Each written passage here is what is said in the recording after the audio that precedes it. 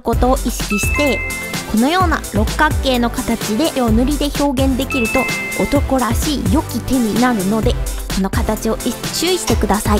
外側から中心にかけて濃い色の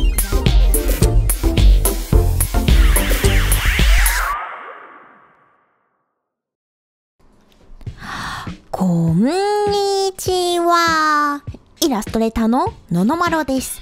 今回はこの絵の肌の塗り方を紹介したいと思います。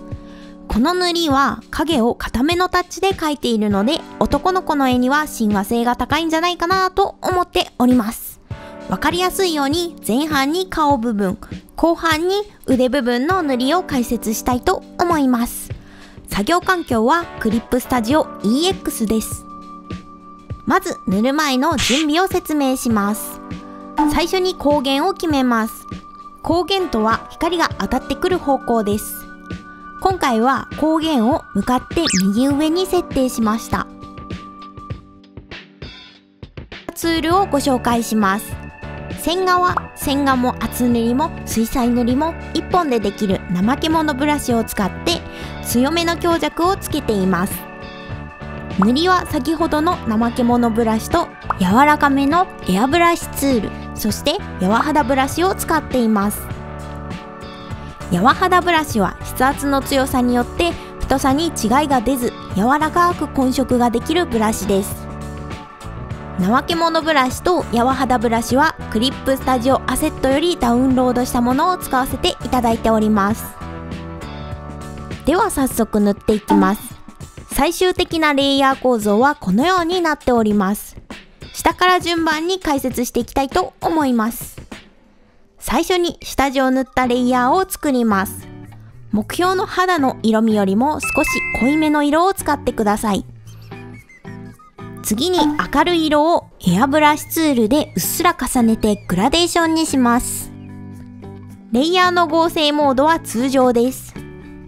この時に選ぶ色は下地よりも黄色よりの明るい色にしてください。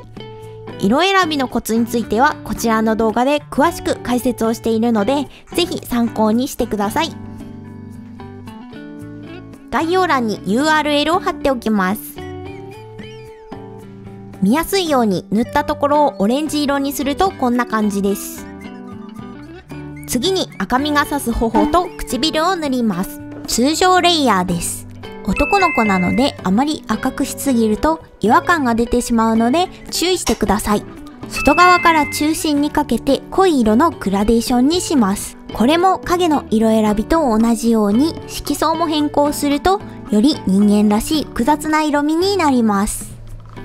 次にいよいよ影です。最初は1影という影の中でも一番薄い色の影を塗っていきます。色は下地よりも赤寄りの色味を使います。まず落ち影を塗ります。落ち影とは髪などの物影に入ることによってできる影です。眉の下のまぶたのくぼみや髪の下を塗っていきます。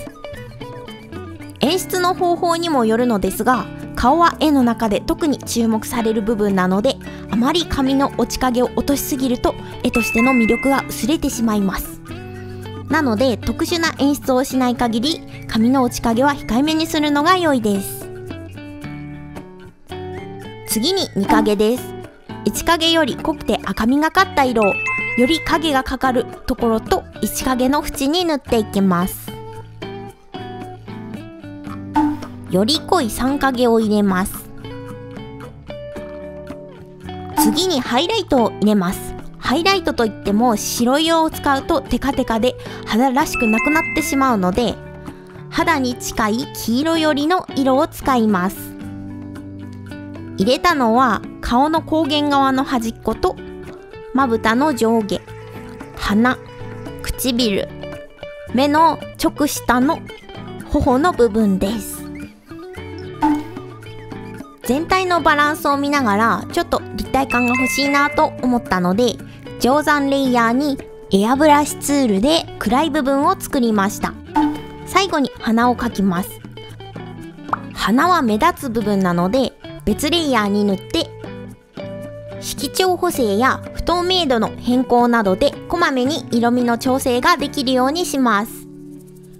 今回鼻の穴は描かないんですが、塗るときは青い部分にあることを意識して、このような六角形の形で塗り、上から下にかけて濃くなるグラデーションにします。これは最近自分が見つけた簡単に鼻を塗れる方法なので、他にも皆さんの好みの塗りがあったら塗り方を研究してみてください。これで顔の塗りは完成です。ここからは腕の塗りを解説していきたいと思います。腕をざっくりとこのような立体として考えます。一影です。手の甲の骨はこのような形になっています。特に男性のイラストの場合はこの形を塗りで表現できると男らしい良き手になるので、この形を意識しながら塗ってみてください。二影です。一影の縁や一影の中でもさらに影が落ちるところに入れていきます。